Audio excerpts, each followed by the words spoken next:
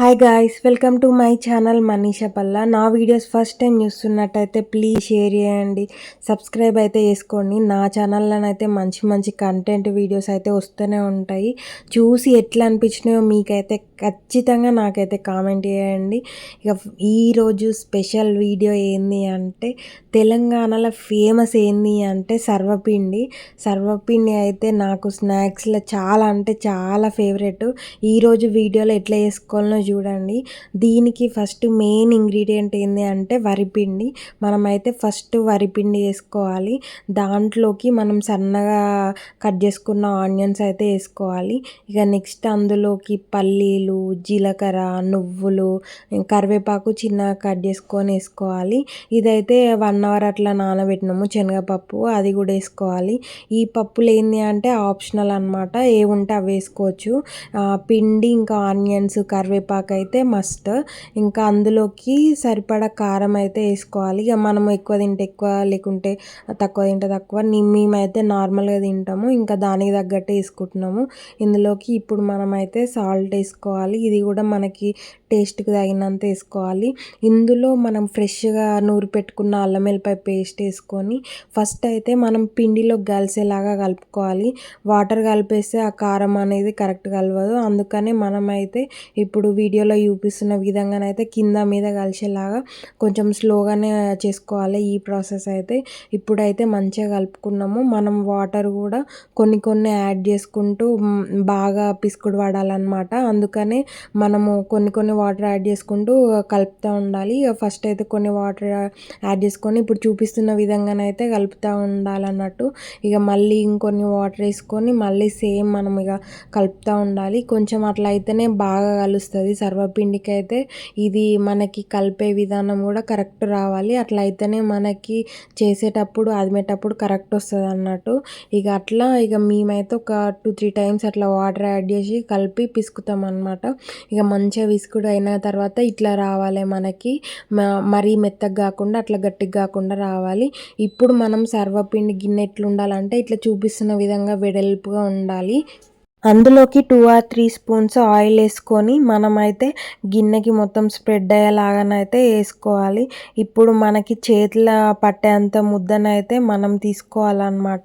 అది బాగా కలుపుకోవాలి. ఇంతకుముందు కలిపినా కానీ ఇప్పుడు మళ్ళీ ఒకసారి ఆ చేతులతోటి అదుముకొని ఇక మళ్ళీ ఇట్లా రౌండ్గా మనము బాల్లాగా వేసుకొని ఇంకా మనము ఆ గిన్నెలో కదమాలన్నమాట. ఇట్లా వేసుకుంటే మనకి అంటే ఈక్వల్గా వస్తుంది, ఎక్కువ తక్కువ రాకుండా. ఇట్లా చూపిస్తున్నాం కదా, అట్లనైతే అనుకొని మనమైతే కరెక్ట్గా ఇదైతే మిడిల్లో పెట్టుకొని చేతుల వేళ్ళతోటి ఇది బాగా ఒత్తాలన్నమాట. ఫస్ట్ టైం చేసే వాళ్ళకి కొంచెం కష్టమవుతుంది, కానీ ఒక 2 or 3 టైమ్స్ చేస్తానైతే ఈజీగా వస్తుంది అన్నమాట. ఈక్వల్గా ఇట్లా గిన్నెని తిప్పుకుంటా మనం చేతులతో అదుముకుంటా ఉండాలి.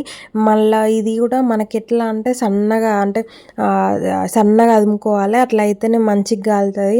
కొంచెం దొడ్డుగా అయినా కానీ మెత్తగా అట్లా వస్తుంది. ఇట్లా చూపిస్తున్న విధంగా మనమైతే ఇట్లా చేతులతోటి అదమడమే అనమాట. తిప్పుకుంటూ ఈక్వల్గా అదమాలి. అట్లా అయితేనే సన్నగా వస్తుంది, మంచిగా కాలుతుంది అనమాట. ఇక్కడనైతే ఇక మంచిగా మధ్యలో కూడా ఎక్కడ దొడ్డుగా లేకుండా అట్లా అదుముకుంటా ఉన్నాము.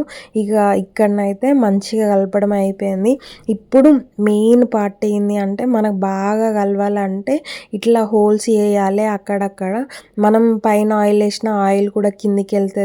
మళ్ళీ బాగా మాడిపోకుండా ఉండడానికైతే ఇవైతే ఖచ్చితంగా పెట్టుకోవాలి.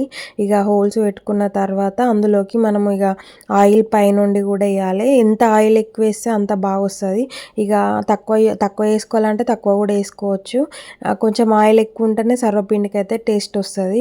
ఇప్పుడైతే హై ఫ్లేమ్లో మనమైతే ఒక 5 minutes పెట్టుకోవాలి. దాని మీదకి మూత కూడా పెట్టుకోవాలి.